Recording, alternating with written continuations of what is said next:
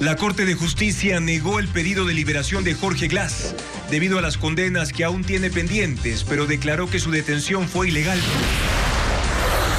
Dos testigos en el juicio contra Carlos Polit, que le sigue la Corte de la Florida, describieron cómo se usaron empresas de papel para mover el dinero de los sobornos. Una cumbre de la Comunidad de Estados Latinoamericanos y del Caribe, CELAC, para tratar la incursión en la embajada mexicana fue aplazada por el desacuerdo de 5 países. El bus que trasladaba al equipo juvenil de taekwondo de Loja y sus familiares se accidentó en la ruta. 4 personas murieron y otras 16 están heridas. Un grupo armado asesinó a 5 hombres en un parque del Cristo del Consuelo en el sur de Guayaquil. Según las autoridades, la causa es la disputa de territorio. Alerta sobre las nuevas modalidades que los estafadores están usando en las redes sociales, aprovechando la compra y venta de productos. 6 países hacen advertencias para viajar a Israel por el temor de un inminente ataque de Irán, que según medios estadounidenses podría ocurrir en las próximas 48 horas. Televistazo presenta la riqueza del Parque Nacional Yanganates en la Sierra y Amazonía del Ecuador, donde se hallan 200 lagunas y 800 especies de plantas y animales. Televistazo estelar con Juan Carlos Aisprúa.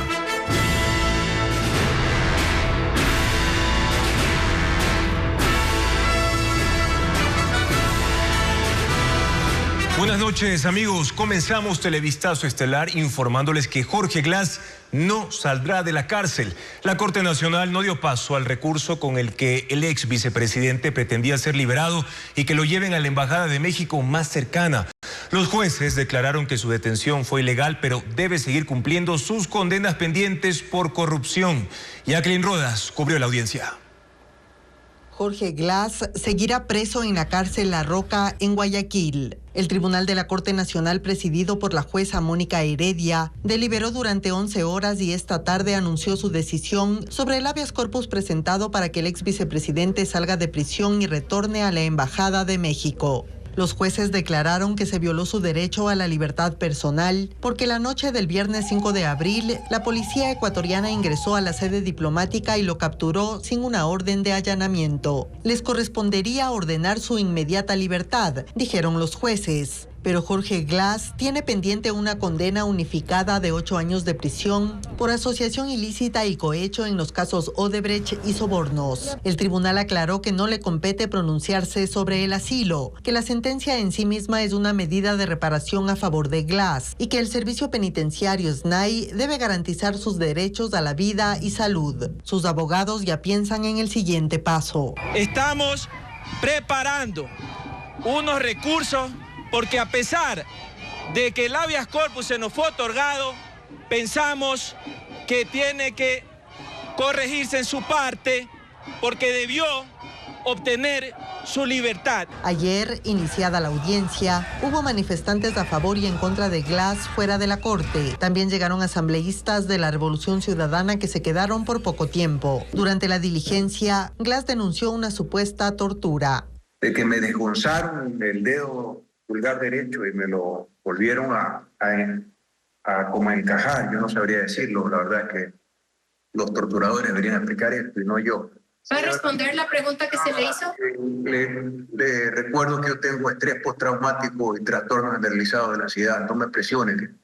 La única forma de resolver este entuerto es regresar al estado anterior, que me dejen a mí en la Embajada de Estados Unidos Mexicanos y es lo que pido. La secretaria jurídica de la presidencia y la ministra de Gobierno detallaron el prontuario de Glass y pidieron que se niegue su pretensión. No podemos permitir que aquellos que han abusado de su poder y han robado los recursos destinados al bienestar de nuestro pueblo escapen de la justicia. Glass Espinel ha venido siendo procesado desde 2017.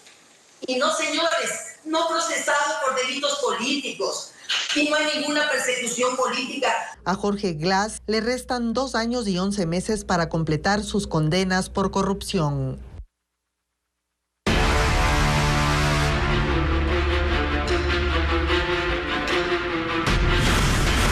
Polit en el banquillo. Dos ecuatorianos testificaron contra Carlos Polit hoy, quinto día del juicio en Estados Unidos. Se trata del policía a cargo de los allanamientos, quien dio detalles de los lujos en la casa del excontralor y también del empresario Mauricio Neme, quien dijo que recibió una maleta con $400,000. Fabiola Santana con más revelaciones.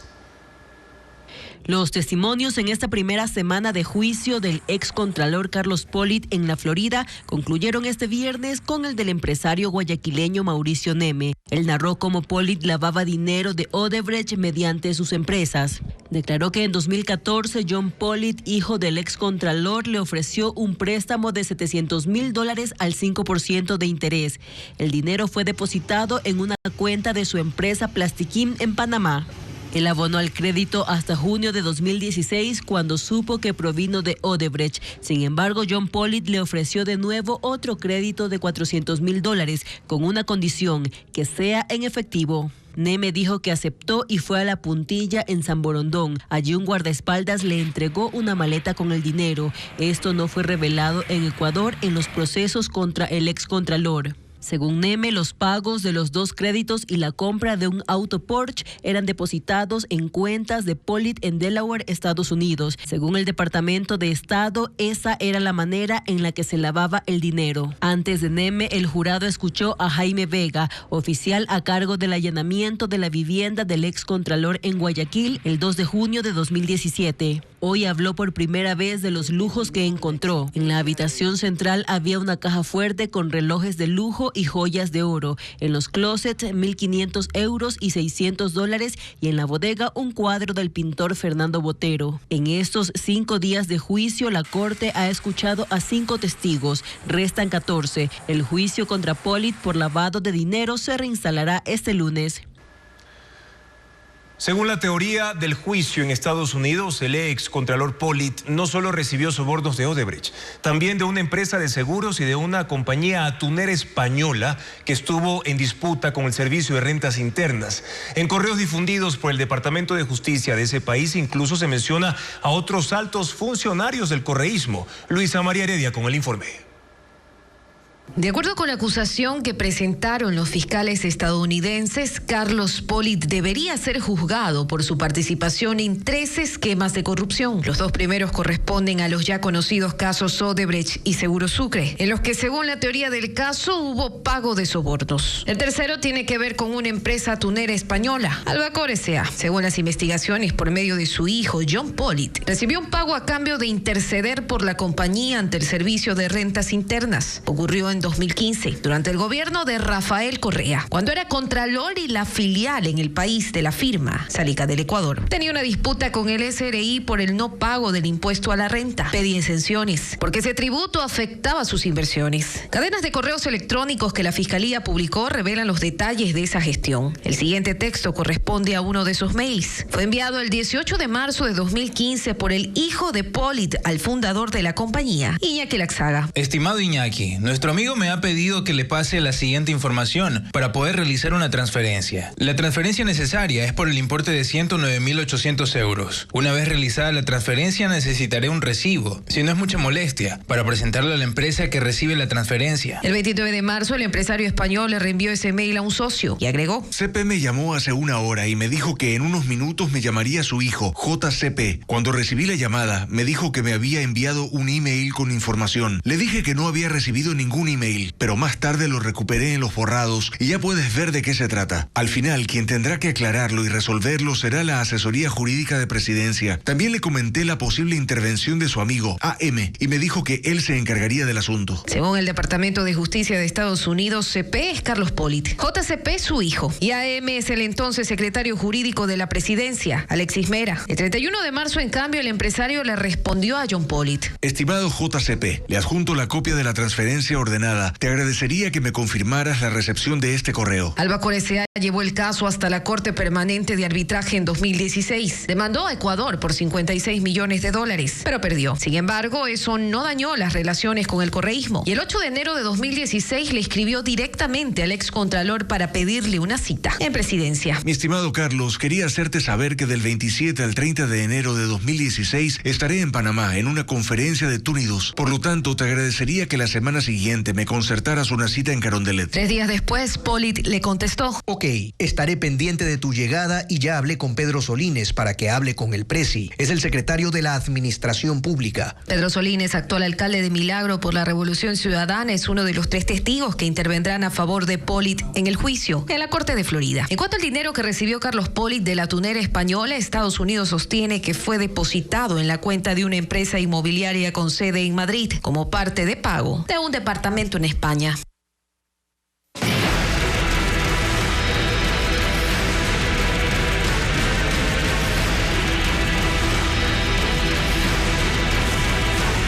Noboa AMLO, el choque diplomático.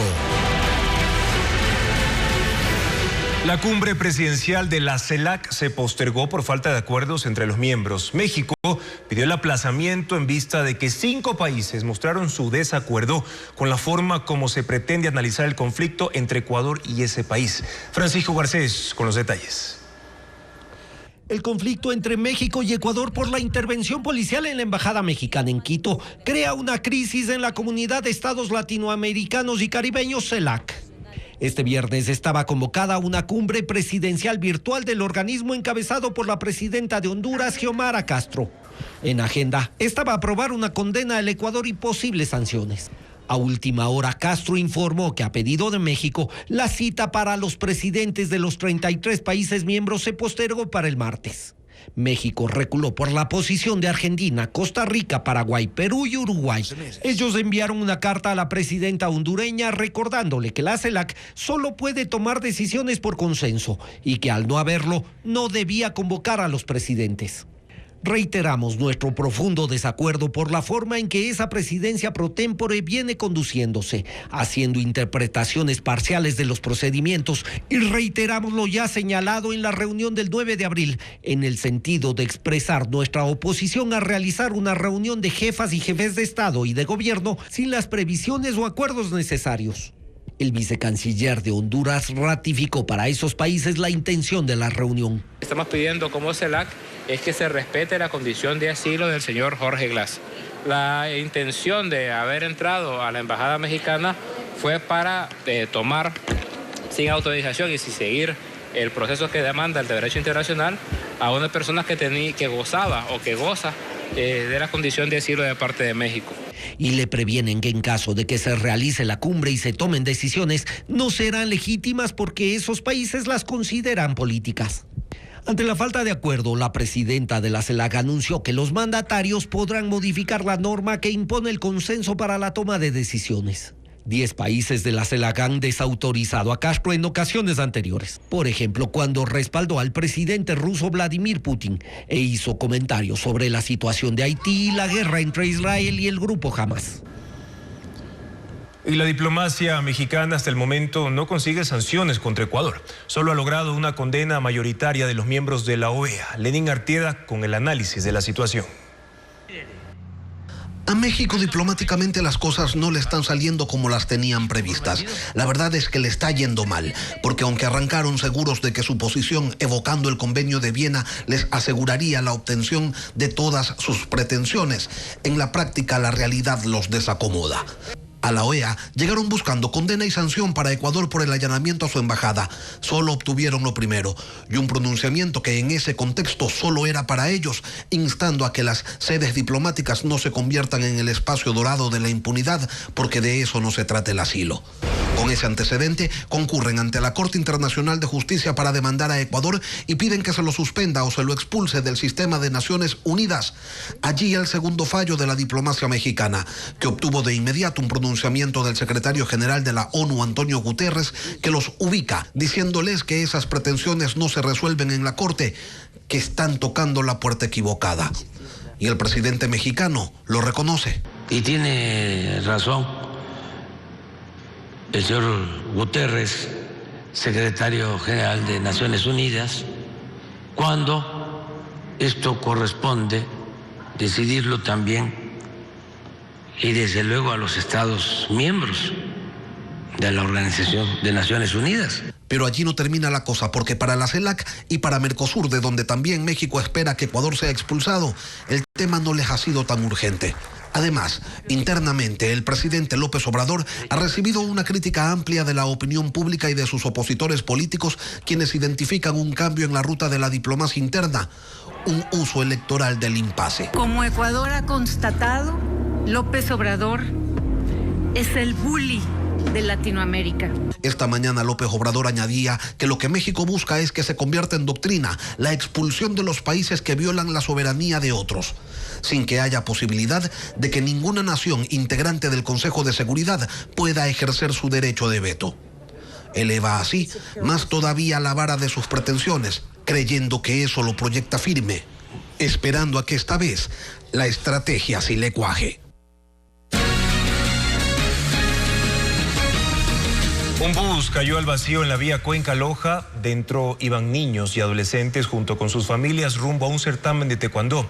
Tras 5 horas de rescate se confirmó la muerte de 4 personas. Vanessa Robles reporta que hay 16 heridos.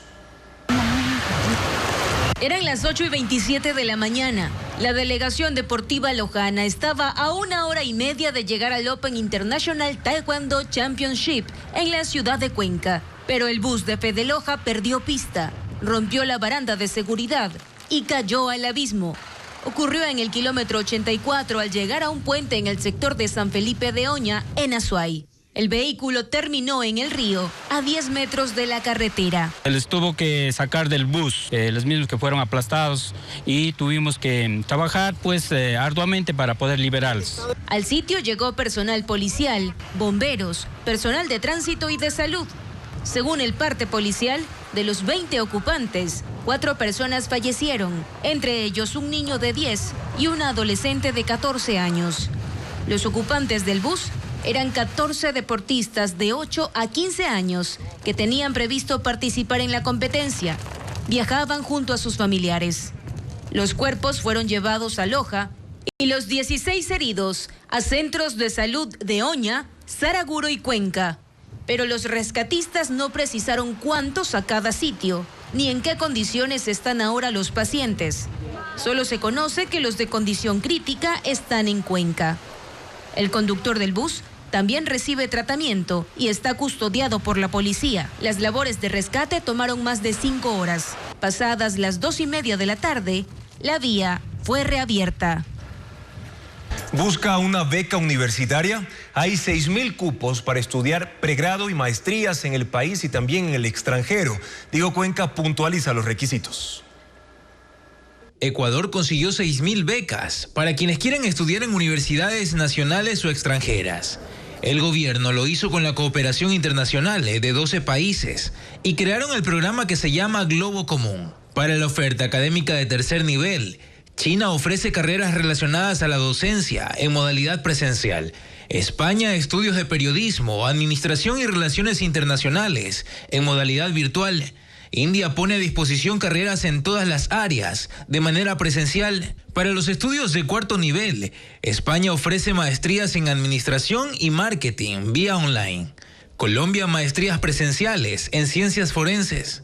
Corea del Sur, maestrías presenciales en gestión deportiva. Cada país cooperante financia los estudios y la Secretaría de Educación Superior se encarga de seleccionar a los beneficiados. De preferencia deben ser de grupos excluidos, discriminados o de escasos recursos. Los programas de becas que nosotros manejamos no tienen ningún tema de compensación posterior al recibir el beneficio. Cada estudiante tendrá la decisión de retornar o no al país, de continuar un siguiente estudio en el exterior, de quedarse allá si es que así ha habido la oportunidad, o de poder regresar al país sin ningún problema. El Reino de Arabia Saudita también donó $5 millones que servirán para financiar estudios de nivel técnico, tecnológico y superior en Ecuador. Y el estudiante tiene la facilidad de acceder o a un programa 100% cubierto que te incluya la alimentación, la vivienda, el transporte, etcétera, o a uno que solamente te incluya la colegiatura o te incluya ciertos rubros. La autoridad aclara que la oferta académica estará vigente todo el año. Para postular y conocer más carreras, deben ingresar a la web ciau.cenecit.gov.es, luego ingresar a la pestaña de convocatorias de becas. El objetivo es que durante este 2024 se otorguen 25.000 becas en total. Hoy concluyó la instrucción fiscal del caso Metástasis, que duró 120 días. En su testimonio anticipado, Mayra Salazar reveló que Daniel Salcedo articuló una captadora ilegal de dinero cuando estuvo en prisión. Con una foto de fajos de dólares en el piso, el procesado promocionaba su negocio, al que llamó el Banco El Bello. Luisa María Heredia con más datos. Daniel Salcedo, uno de los 39 procesados del caso Metástasis, tenía una captadora ilegal de dinero. Es otra de las revelaciones que hizo la también procesada Mayra Salazar al rendir su testimonio anticipado. Contó que fue en medio de una conversación de negocios que Salcedo tuvo con la expresidenta de la Corte Provincial de Justicia del Guayas, Fabiola Gallardo, que les habló de lo que él prefería denominar banco online. Señor juez, Daniel Salcedo también nos comentó ese día sobre su nuevo negocio, que era un banco 100% online, el mismo que había desarrollado cuando él se encontraba privado de su libertad en la cárcel 4, que hace poco había realizado un convenio con la marca Visa, que sería la marca comercial que emita las tarjetas de crédito para dicha operación. De acuerdo con lo narrado por Salazar, la operación consistía en captar dinero en efectivo y a cambio entregar una tarjeta de crédito con un descuento, que era un porcentaje de la transacción realizada. Señor juez, se puede corroborar lo dicho en mi teléfono celular en la aplicación Sangui. Con el contacto El Bello consta una conversación en donde Daniel Salcedo me envía una fotografía en donde se puede visualizar varios billetes en el piso con un cartel que dice 300.000 para el banco El Bello. Confiamos en usted. La testigo protegida de la Fiscalía se refería a esta imagen, que aparece en medio del siguiente diálogo. Mi banco va bien. Usted es súper pilas en eso, gordito. Meta y multiplique su billete. Pero es que, gordito, yo vivo de mi sueldo. Chuzo, pero sáqueme clientes y gane, bella. Un man cerró uno de 300 y gana 1.500 mensuales. ¿Cuánto está dando de interés? A la gente 3 y 1 para usted. ¿3% mensual? Ja, ja, ja. Yo quiero esos 300 para comprarme una casa nueva. Ja, ja, ja. Daniel Salcedo, según Salazar, le propuso a Fabiola Gallardo ser inversionista. El Consejo de la Judicatura promociona en universidades el concurso público para convertirse en juez o conjuez de la Corte Nacional. Como informa Bessie Granja, hay 70 postulaciones hasta el momento. Faltan 4 días para que culmine la postulación al concurso para seleccionar a 10 jueces y conjueces de la Corte Nacional de Justicia. Hasta la fecha, a escala nacional, en la plataforma se registran 70 postulaciones. Aunque a la vocal del Consejo de la Judicatura, Solanda Goyes, no le preocupa la cifra, asegura que es necesario promocionar el proceso. Por eso este jueves se reunió en Guayaquil con representantes de facultades de Derecho. Sí, en un grado, decirle a la gente confía en este Consejo de la Judicatura, porque en el pasado altos perfiles no se presentaban a los concursos porque tenían dudas de quién los administraba. No descarta que esta incertidumbre entre los interesados esté relacionada a la revelación de los casos Metástasis, Purga y Plaga, que vinculan a 21 magistrados, entre ellos ex autoridades, y que han puesto en evidencia la realidad del sistema judicial. Y vengan y postúlense, porque este proceso va a ser transparente y no tenemos ningún temor de que se postulen los mejores abogados, las mejores abogadas del país. Se espera que estas reuniones con representantes académicos se cumplan en otras provincias. Ecoavisa.com. Riesgos al vender productos en Facebook Marketplace. Usuarios de redes sociales exponen las modalidades más utilizadas. Bessie Granja explica cuáles son. Usuarios de Facebook Marketplace, una de las plataformas más utilizadas para comprar o vender artículos en línea en Ecuador, alertan sobre las estafas que se están cometiendo en el país. El portal especializado We Live Security advierte que aunque las personas pueden ver los perfiles de los vendedores, a menudo son usuarios con una falsa identidad. Una de las formas de estafa más utilizadas es la siguiente. El supuesto comprador realiza una transferencia en línea, registra los datos correctos del vendedor, excepto un dígito del medio de la cuenta de ahorros. En el comprobante de transferencia, dicho número es cubierto por el mismo banco. Es un protocolo de seguridad universal y de eso se aprovecha el estafador.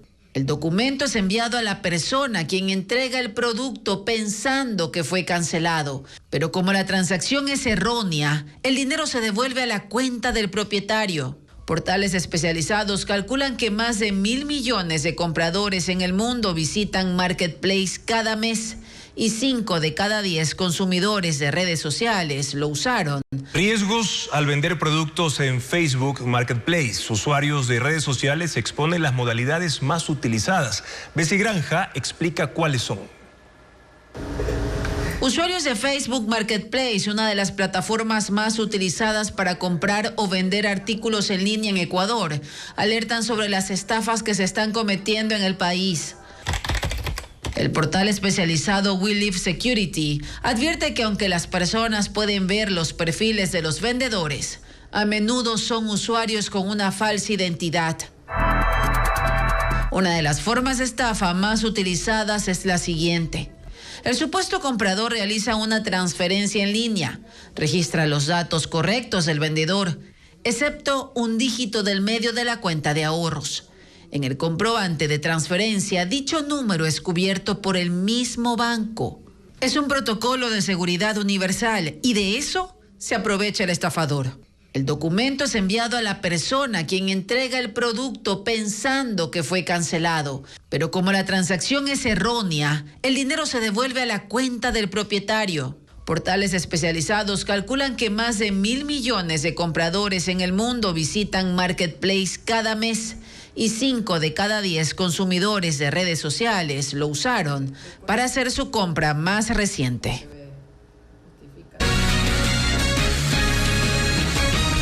Un cóndor hembra con rastros de perdigones en su cuerpo fue hallado muerto en los páramos de Napo. Se trata de una especie en peligro crítico de extinción en Ecuador, informa Valeria Navarro. En el área protegida del Parque Nacional Antizana se encontró muerto a un cóndor andino, una hembra adulta de aproximadamente 15 años. El hallazgo lo hicieron estudiantes de la Universidad de las Fuerzas Armadas ESPE el 8 de abril, cuando realizaban un monitoreo de avifauna. El cuerpo del cóndor fue trasladado hasta el zoológico de Guayabamba, donde fue examinado.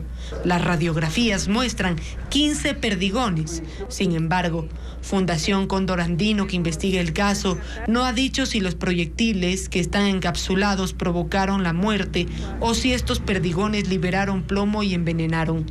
En 8 días se conocerán los resultados del laboratorio.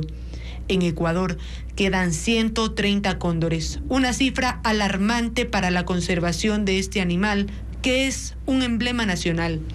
Desde el 2018 han muerto 20 cóndores, 4 casos fueron por disparos de cazadores y el resto por envenenamiento. El Código Orgánico Integral Penal sanciona con 1 a 3 años de prisión los delitos contra la flora y fauna silvestres. Zonas como Punta Pit e Isla Lobos de San Cristóbal retoman las visitas turísticas desde esta semana tras descartarse la gripe aviar. Pese a ello, el Parque Nacional Galápagos confirma que mantendrá estrictas medidas de bioseguridad por precaución, como lo informa Vanessa Robles.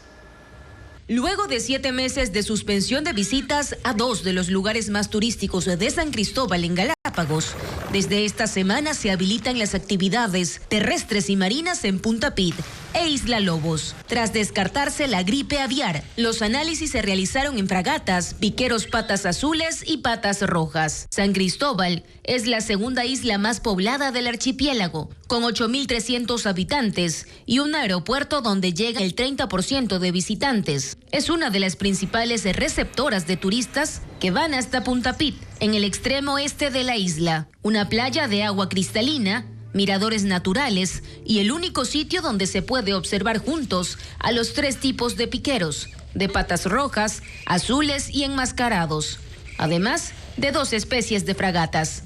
También se puede practicar snorkel, buceo y senderismo.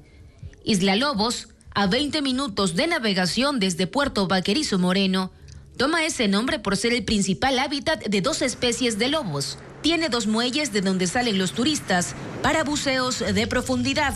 Los 747 guías turísticos del Parque Nacional Galápagos deberán mantener medidas de bioseguridad tanto con las embarcaciones como con los pasajeros que se desplacen en estas zonas para evitar algún riesgo. A 1 año, 6 meses de prisión fue sentenciado un ciudadano por atentar contra la fauna silvestre. Según la fiscalía, tenía una boa constrictora como atractivo en su hostería en la parroquia Sangay en Morona, Santiago, y la promocionaba en redes sociales. El reptil estaba dentro de una jaula de madera con malla metálica, era mal alimentada y tenía lesiones. En uno de los cuartos también encontraron 9 colmillos de sajino, una corona de plumas de tucán, una pata de oso y una artesanía con una pata de venado. El sentenciado, que tenía 2 armas de fuego, también deberá pagar una multa de $3.220. La Contraloría impuso una glosa por irregularidades en la administración del contrato de construcción de la hidroeléctrica Toachi-Pilatón. Francisco Garcés precisa que la obra avanza pese a que se suman los conflictos con la empresa rusa contratista. La Contraloría emitió 3 glosas que suman $1 millón por irregularidades en la administración del contrato firmado con la rusa Tiasmash, encargada de instalar el equipamiento electromecánico de Toachi-Pilatón. Las faltas se cometieron entre el 2017 y 2020. Una de las glosas por $433.000 es porque la empresa no cumplió con los pliegos del contrato. Su personal no demostró tener títulos de tercer nivel en ingeniería ni justificó su experiencia laboral. Por eso debía pagar una multa que Selec no cobró. Otra sanción, también por $433.000, se debe a que la empresa no implementó los sistemas de gestión ambiental, seguridad industrial y salud. Y la tercera glosa es por $108.000 y la comparte la empresa y 3 funcionarios de Selec por no haber cobrado las multas correspondientes. Estas glosas son el último capítulo de los conflictos con Tiasmash. El anterior se produjo el 21 de marzo cuando la empresa pidió a Selec autorización para parar sus trabajos. El plazo del contrato se había vencido, pero alegó que no podía completar la instalación porque la obra civil no concluía y pidió un pago adicional de 54 millones. Toachi-Pilatón lleva 13 años en construcción y según el gobierno el avance es del 95%. El Cuerpo de Ingenieros del Ejército sigue las obras civiles y Tiasmash las electromecánicas. La hidroeléctrica deberá estar lista a finales del año y generar 250 megavatios. Estas losas se agregan a otras que ha puesto la Contraloría a algunas empresas por irregularidades en la construcción de la hidroeléctrica. El total suma $94 millones.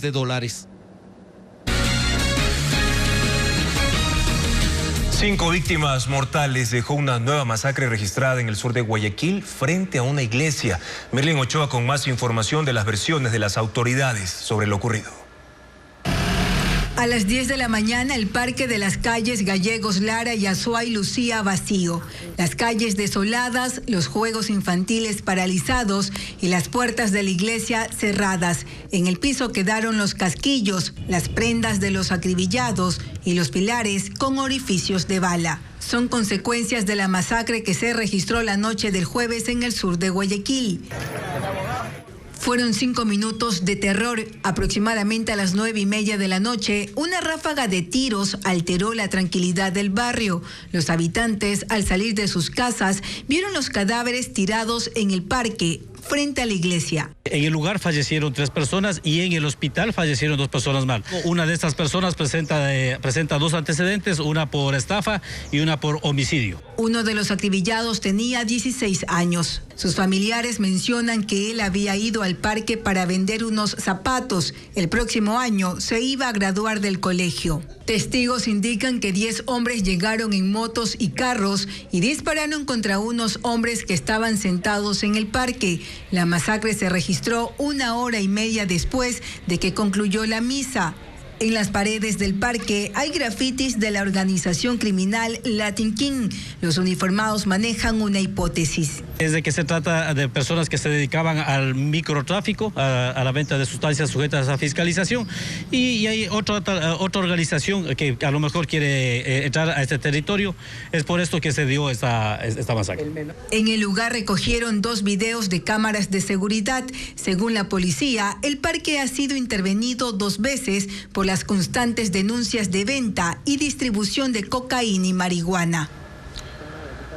Información de la policía precisa que el jueves fue una jornada violenta con 14 asesinados en Guayaquil y Durán. Diego Cuenca informa que en uno de los casos murió un agente en servicio activo.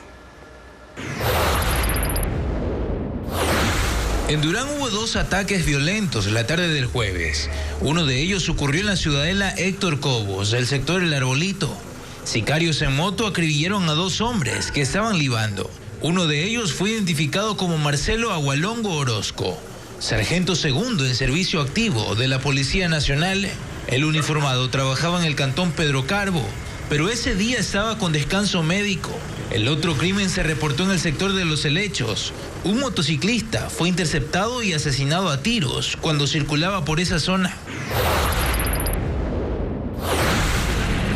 Guayaquil también soportó una serie de asesinatos este jueves. En las calles 29 y Sedalana, un hombre que iba en una moto fue acribillado por sicarios. Una mujer que lo acompañaba resultó ilesa. Mientras que en las Malvinas, 2 personas murieron a tiros, una de 35 años en la cooperativa Jacobo Bucarane y otra en la cooperativa Rumiñahui. En la isla Trinitaria, en el sur de la ciudad, sicarios mataron a tiros a otro ciudadano. La policía registró que en total 11 personas fueron asesinadas, solo en Guayaquil. Ecoavisa habló con uno de los 4 policías que fue atacado con fusiles por 15 delincuentes quienes intentaron robar un camión con cacao de exportación. En la balacera murieron un guardia de seguridad y también un delincuente. Merlin Ochoa con el testimonio. Desde el balde de la camioneta nos disparan con fusiles. Este cabo de la policía en servicio activo tiene en sus manos los restos de bala que casi acabaron con su vida. Durante 2 minutos, él y sus 3 compañeros que estaban patrullando fueron atacados con fusiles. En la patrulla quedaron 20 orificios producto del enfrentamiento. Para que ellos hayan retado retro a donde nosotros estábamos, es porque nos iban a acabar, nos venían a rematar. Sucedió el 2 de abril en la ruta El Triunfo-La Troncal. Describe que un camión que transportaba cacao y era custodiado por personal de seguridad privada fue interceptado por 15 delincuentes armados a bordo de 3 camionetas. Él y sus compañeros estaban en una ronda de rutina. Intentaron neutralizar la situación, pero los 15 criminales dispararon contra los uniformados. Los 4 policías recibieron impactos de bala en el brazo, tórax y abdomen. Fueron trasladados de emergencia al hospital de la policía en Guayaquil. Uno de ellos ingresó a la unidad de cuidados intensivos. 10 días después, todos fueron dados de alta. Al ver a mi compañero herido, yo me imaginaba lo peor, ya que le observaba a uno de ellos sangre en la cabeza. O sea, el temor nuestro fue más de que de pronto no podamos llegar a tiempo al hospital y algunos de nuestros compañeros allá hubiesen fallecido. Luego del frustrado, el cabo y sus compañeros fueron amenazados de muerte, pero dice que eso solo los motiva a seguir en la institución. Claro que somos seres humanos y efectivamente el pánico invade, pero tal vez nosotros como policías ya venimos preparados. Nuestra vida estuvo en peligro en cuestión de segundos. Tras el ataque, 20 personas fueron detenidas en un inmueble que funcionaba como clínica de rehabilitación en El Triunfo, Guayas. Mediante el sistema de rastreo satelital recuperaron el camión con la mercadería valorada en $240,000. 6 exfuncionarios fueron vinculados al caso Reconstrucción de Manabí, en el que la Fiscalía investiga el delito de peculado. Diego Puente indica quiénes son y qué ordenó la justicia. Walter Solís, exministro de Transporte y Obras Públicas durante el gobierno del expresidente Rafael Correa, fue vinculado este viernes al caso Reconstrucción de Manabí. El juez nacional, Julio César Inga, aceptó el pedido del fiscal subrogante Wilson Toainga de prisión preventiva al considerar que no hay garantía de que comparezca al proceso. Solís tiene 2 sentencias por los casos Senagua y Sobornos, pero no ha cumplido ninguna. Se encuentra prófugo en México y su defensa recordó esta tarde que tiene la condición de refugiado. Durante la audiencia también fueron vinculados otros 5 exfuncionarios: el exministro de Transporte y Obras Públicas, Boris Córdoba, los ex subsecretarios Omar Chamorro y Franklin Bernal, el exdirector del SECOV, Víctor Jaramillo, y Milton Maldonado, exdirector de Inmobiliar. Para los 4 primeros, la Fiscalía solicitó que se presenten ante una autoridad judicial en cada provincia de residencia una vez a la semana y la prohibición de salida del país. Para Maldonado, que reside en España, su defensa pidió presentarse en el consulado de Barcelona, pero el juez ordenó que se presente en la Corte Nacional de Justicia en Quito una vez al mes. La Fiscalía investiga el desvío de 367 millones de dólares que se recaudaron por la ley solidaria y que debían servir para la reconstrucción de Manabí y Esmeraldas tras el terremoto del 2016. Según la teoría del caso, se saltaron procesos de contratación ordinaria para arreglar parques y construir obras que no estaban contempladas. En este caso también está procesado Jorge Glass. Para él, el juez ordenó prisión preventiva, al igual que para Carlos Bernal, exsecretario técnico de la reconstrucción. Henry Bosques es el tercer asambleísta que abandona el bloque de la Revolución Ciudadana en las últimas 48 horas. Admitió que se va porque no comparte algunas decisiones e ideologías que el movimiento ha tomado y denunció ataques de ciertos grupos de la Revolución Ciudadana. Bosques se une a Javier Jurado y Milton Aguas, quienes también desertaron del correísmo. Parte del testimonio del ex vocal de la Judicatura, Javier Muñoz, coincide con las apariciones públicas de Wilman Terán y Allen Berbera, cuyas prioridades eran destituir a la fiscal general del Estado y revisar la sentencia del caso Sobornos. Hernán Higuera sigue el tema. Javier Muñoz, ex vocal de la Judicatura, en su testimonio anticipado dijo ser el primer asombrado por la estructura correísta que opera dentro de la función judicial y de la que él llegó a formar parte.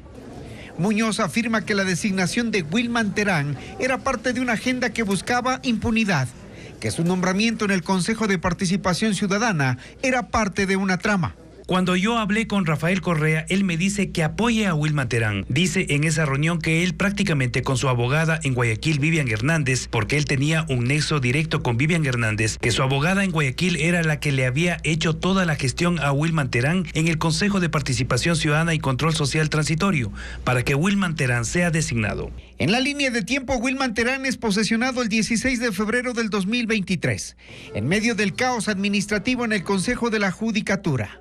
Según Muñoz, Terán tenía como objetivo suspender a la fiscal general de la Nación para destituirla.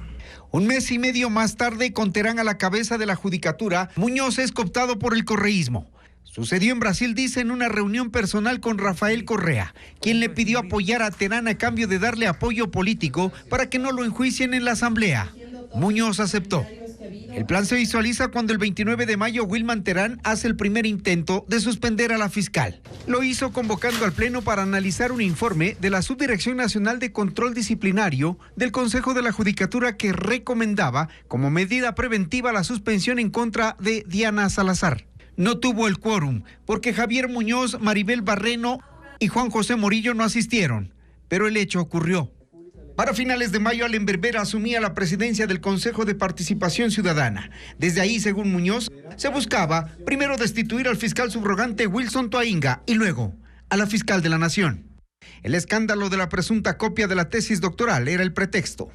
Y esto puede determinar responsabilidad, inclusive en destitución. El 27 de julio es una fecha importante, según Muñoz, porque ahí se enteró que el Tribunal Penal, integrado por los jueces Felipe Córdoba como ponente, Byron Guillén y Luis Rivera, iban a tratar la admisión de un recurso de revisión de la sentencia del caso Sobornos.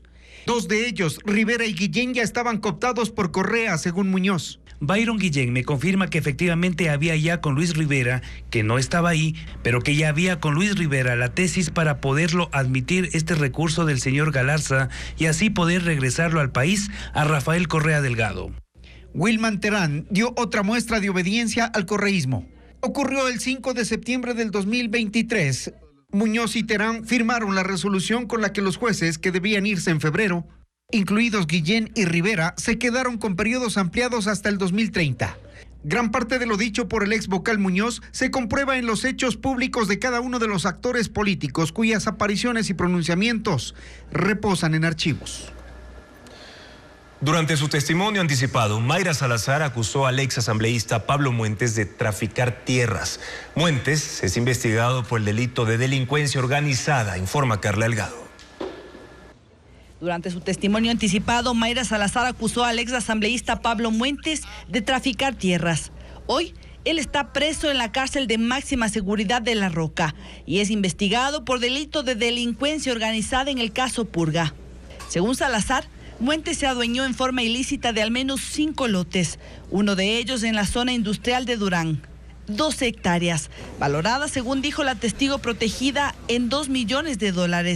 Para lograrlo, Muentes se valió de operarios en 2 entidades. El señor Pablo Muentes Alarcón visualiza estas 12 hectáreas. Envía a sacar toda la información con sus operadores en el registro de la propiedad de Durán y genera un acto de compra y venta en una notaría que también es operada del señor Pablo Muentes Alarcón, y se adjudica la compra y venta a su primo, que hoy se encuentra también detenido, el señor Fausto Alarcón, quien tiene 3 cédulas de identidad y 2 licencias, documentos con los que realizaría todo el tráfico de tierras.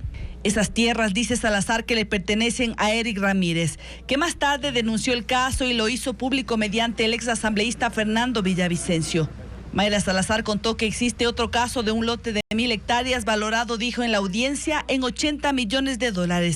Este terreno en su momento perteneció a los hermanos Isaías Dazum y que el Estado les incautó. Este macrolote fue dividido, fue fraccionado en 10 lotes. Y en cada lote se asentó una asociación. El señor Pablo Muentes Alarcón, a través de sus operadores en el Ministerio de Agricultura, hace que se le adjudique estas fracciones a varias personas naturales. Y a su vez, estas le venden esas propiedades a los operadores de Pablo Muentes Alarcón, incluyendo a su familia, señor juez. Usted más que nadie debe conocer que lo adjudicado por el Estado tiene un candado y no puede ser vendido hasta después de 15 años. Y también debe conocer que para poder generar esta venta se debe solicitar el permiso al Ministerio de Agricultura. En su testimonio, Salazar contó cómo Muentes desalojaba a la gente que se asentó en esos lotes. Llegaba con tractores con 200 policías, 200 delincuentes a maltratar a niños y adolescentes. 10 personas de esta asociación que se resistieron a salir se encuentran, dijo ella, con boletas de captura por orden de Muentes, y una mujer fue privada de su libertad. Salazar sumó otro lote de 40 hectáreas en la misma zona industrial de Durán que le pertenecía al Banco Central del Ecuador, y 2 lotes más, cuya ubicación no especificó, y en la que dijo que Muentes puso una camaronera. Al menos 6 países han emitido alertas de viajes a Israel por el inminente riesgo de un ataque iraní. Citando fuentes de inteligencia, un diario estadounidense reporta que las próximas 24 a 48 horas son cruciales respecto de una represalia desde la República Islámica de Irán por el bombardeo a la sección consular de su embajada en Damasco el 1 de abril. Israel advierte que está listo para responder, como informa Pedro Jiménez. Los temores por una extensión del conflicto en Medio Oriente y la posibilidad de que llegue a convertirse en una guerra regional parten de la advertencia de Irán sobre una respuesta por el ataque israelí que destruyó su consulado en Damasco y provocó la muerte de 7 funcionarios, incluidos altos oficiales militares. Israel los acusaba de auspiciar la guerrilla libanesa de Hezbollah con el envío de armas. Y esta semana, en un mensaje televisado exhibido ante una multitud reunida en Teherán, el líder supremo de Irán, el ayatollah Ali Khamenei, dijo: Israel debe ser castigado y así será. El diario estadounidense Wall Street Journal, citando fuentes de inteligencia, señaló que los reportes de las agencias de investigación del gobierno de Estados Unidos ahora indican un ataque de represalia iraní en las próximas 24 a 48 horas, posiblemente en suelo israelí, manifiestan. Antes hablaron de posibles ataques a embajadas de Israel. Estados Unidos, Francia, Alemania, Reino Unido, India y Rusia han advertido a sus ciudadanos de evitar viajes a Israel. El canciller alemán Olaf Scholz dice: nos tomamos muy en serio los peligros que surgen allí con respecto a posibles acciones de Irán. Estados Unidos afirma que está del lado de Israel ante un ataque iraní. El presidente Joe Biden dijo esta tarde: estamos comprometidos con la defensa de Israel. Apoyaremos a Israel. Irán no tendrá éxito. Mientras que el primer ministro israelí Benjamín Netanyahu ha convocado al gabinete de guerra para tener lista una respuesta contra Irán en caso de un ataque. El expresidente de Estados Unidos, Donald Trump, irá a juicio penal desde el lunes. Una corte de Nueva York los juzgará por 34 cargos de falsificación de documentos de sus empresas que sirvieron para ocultar el pago de $130,000 a la ex actriz porno Stormy Daniels para comprar su silencio respecto de una relación extramarital antes de la campaña electoral de 2016. Trump, que busca nuevamente la presidencia, niega haber tenido algún contacto con Daniels y desmiente cualquier acuerdo fraudulento de confidencialidad. El juicio durará entre 6 y 8 semanas y empezará por la selección del jurado. Un tribunal de Vietnam condenó a muerte a la magnate inmobiliaria Truong My Lan por su papel en un caso de fraude financiero de 12.460 millones de dólares, el mayor de ese país. Su juicio comenzó el 5 de marzo y terminó antes de lo planeado. Fue el resultado de una campaña anticorrupción impulsada por el gobierno. Ella fue declarada culpable de malversación de fondos, pagos de sobornos y violaciones de las normas bancarias. La corrupción está tan extendida en Vietnam que muchas personas denuncian que pagan sobornos solo para obtener servicios médicos en hospitales públicos. El presidente argentino Javier Milei se reunió con el multimillonario Elon Musk después de meses de halagos mutuos. Milei visitó la fábrica de Tesla en Texas y manejó uno de sus vehículos, como lo detalla Melis González. El presidente argentino Javier Milei y Elon Musk por fin se vieron cara a cara, tras meses de intercambiar elogios en redes sociales. Fue un encuentro informal pero importante entre el mandatario y uno de los hombres más ricos del mundo. Milei, quien está de gira por Estados Unidos, fue su invitado de honor este viernes en la planta de Tesla en Austin, Texas, una de las empresas de Musk.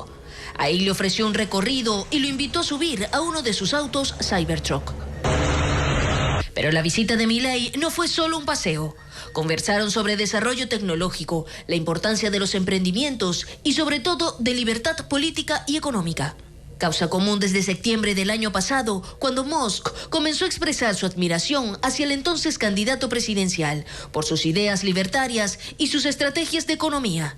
Llegando incluso a escribir en X, se avecina la prosperidad para Argentina cuando Milei ganó la presidencia. Días después, conversaron por teléfono y el mandatario anunció el inicio de las operaciones de Starlink, la empresa de internet satelital de Musk, en Argentina. El multimillonario empresario acordó con Milei viajar este año a Buenos Aires como expositor en un seminario. En Colombia ha comenzado un programa de racionamiento de agua en Bogotá debido a la sequía en los embalses. Las autoridades afirman que la situación se ha vuelto crítica, como explica Eliana Suárez. Los embalses que surten de agua a Bogotá y otros 10 municipios aledaños están en niveles muy bajos. El del sistema Chingaza, por ejemplo, apenas está al 16% de su capacidad. El fenómeno del Niño en Colombia se manifiesta en condiciones de extrema sequía y la falta de lluvias se siente desde junio del año pasado. Este panorama, sumado al consumo excesivo de agua, llevó a las autoridades a dictar la medida de racionamiento. La empresa que abastece a la ciudad reportó una baja histórica en los niveles de los reservorios y aseguran que en Bogotá, de 10 millones de habitantes, se consume tanta agua como si hubieran 500.000 ciudadanos más. Cafeterías y restaurantes también hicieron cambios para enfrentar la primera jornada de restricción. Las autoridades han prometido evaluar la medida cada 15 días para decidir si se alivian o endurecen las restricciones. Lanzamientos de libros, una obra de teatro infantil y una presentación de mimo corporal forman parte de la agenda cultural en Quito, Guayaquil y Cuenca. Estefanía Arias, con más detalles. Un cuento infantil de aventuras y reflexiones. El avión mágico del oso Jorge, del escritor ecuatoriano Andrés Ish, ya está disponible para los lectores del país.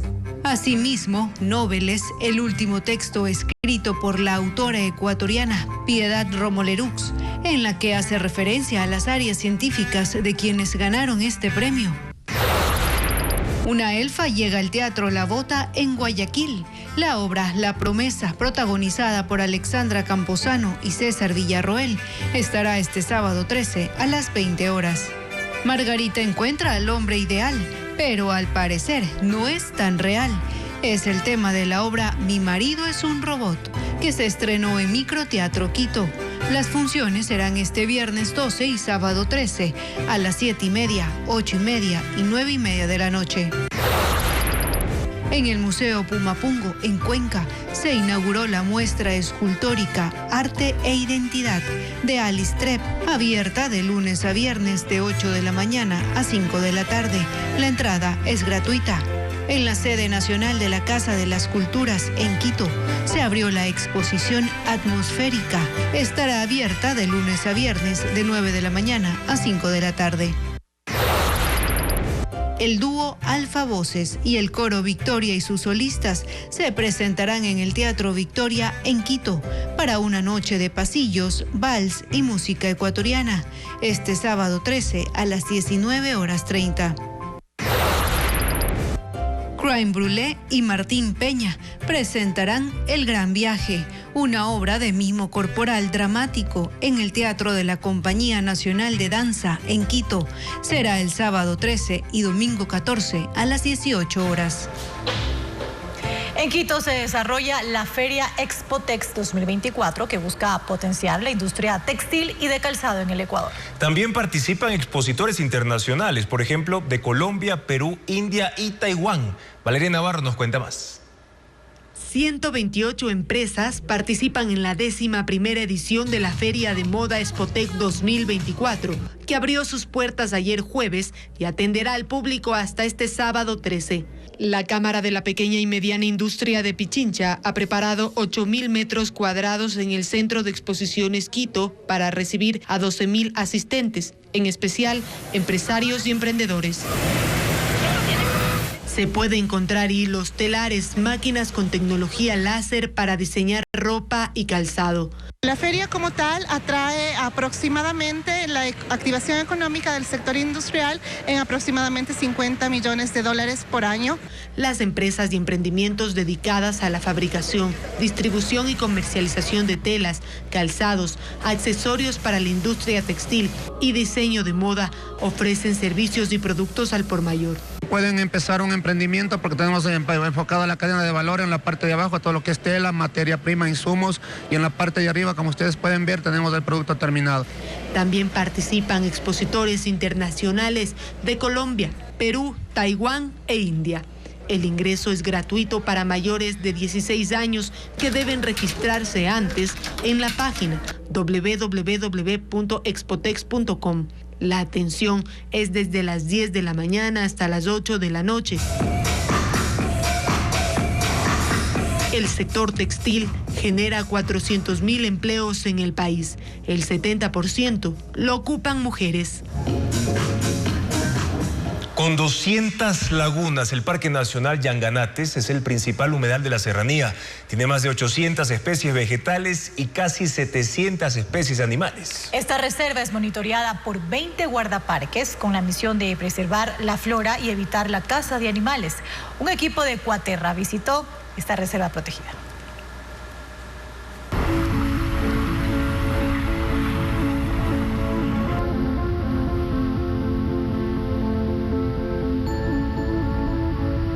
La cordillera de los Andes rodea a las 200 lagunas que conforman el Parque Nacional Yanganates, considerado el principal humedal de la serranía. Tiene 219.931 hectáreas que se extienden en las provincias de Pastaza, Napo, Tungurahua y Cotopaxi. Desde esta última se ingresa por el Cantón Salcedo. El ambiente es gélido, apenas 2 grados centígrados. A 25 kilómetros del acceso, la laguna de Pisayambo, cuyo diámetro es de 3 kilómetros, da la bienvenida. Es la más grande del Yanganates y sus aguas son tan cristalinas que reflejan el azul del cielo. Un venado de cola blanca observa sigiloso de cerca.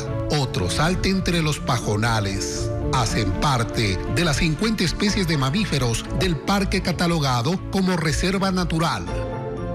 Aquí en la zona podemos encontrar lo que es el oso andino, está el puma, el cóndor, el lobo de páramo, lobo andino, conejos, podríamos encontrar también cervicabras, la danta también, entre las principales. 20 kilómetros al oriente, la gaviota andina sobrevuela la laguna de Anteojos, habitada por una decena de patos. A 50 metros, una hilera de lagunas, como el Tambo, la Patojapina, Rodeococha y Talatag, atraen por su color naranja, producto de la concentración alta de hierro. El terreno es accidentado y pleno de sorpresas. A lo largo de unas 50 hectáreas de bosque primario, donde predominan los árboles de polilepis, más conocidos como árboles de papel, y el montano alto. Hay curiquingues, mirlos, colibríes. En total, Llanganates alberga unas 600 especies de aves.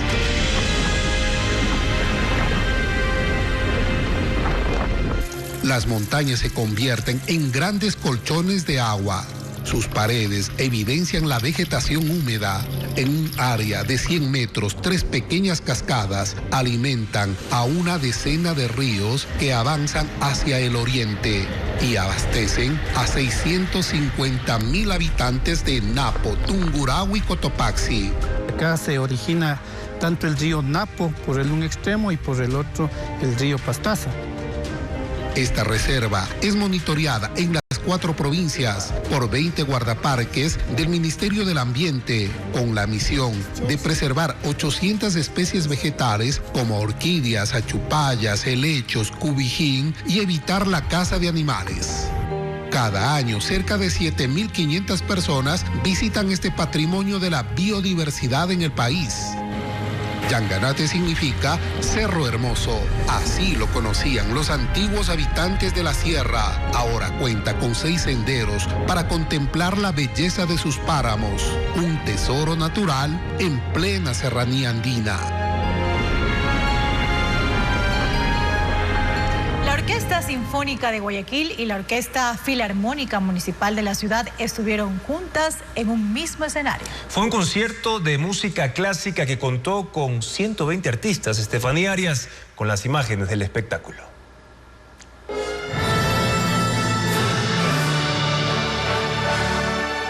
Así se vivió Guayaquil en Armonía, concierto que unió por segundo año consecutivo a la Orquesta Sinfónica de la ciudad y a la Orquesta Filarmónica Municipal en el Teatro Sánchez Aguilar. 120 músicos en acción, dirigidos por el maestro Íñigo Pirfano. En primer lugar, el estreno de la obra Pórtico del compositor lojano Ítalo Coello, que es ya una de las promesas de la creación musical de este país. El evento buscó promover la música clásica y fortalecer la cultura en la comunidad. Así, ambas agrupaciones arrancan la programación de este año.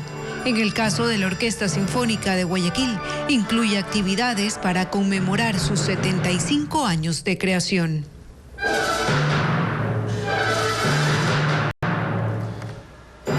Y este viernes en las noticias del espectáculo La Caminata. Desde la noche de este viernes se presentan lluvias moderadas e intensas en Esmeraldas y en otras zonas de la costa norte. También al este de la Amazonía, principalmente en la frontera con Perú. El INAMI pronostica que continuarán en las próximas horas. Gracias por su sintonía y confianza de siempre, amigos. Televistazo regresa mañana a las 7 de la noche. Sigan las noticias a toda hora en ecuavisa.com.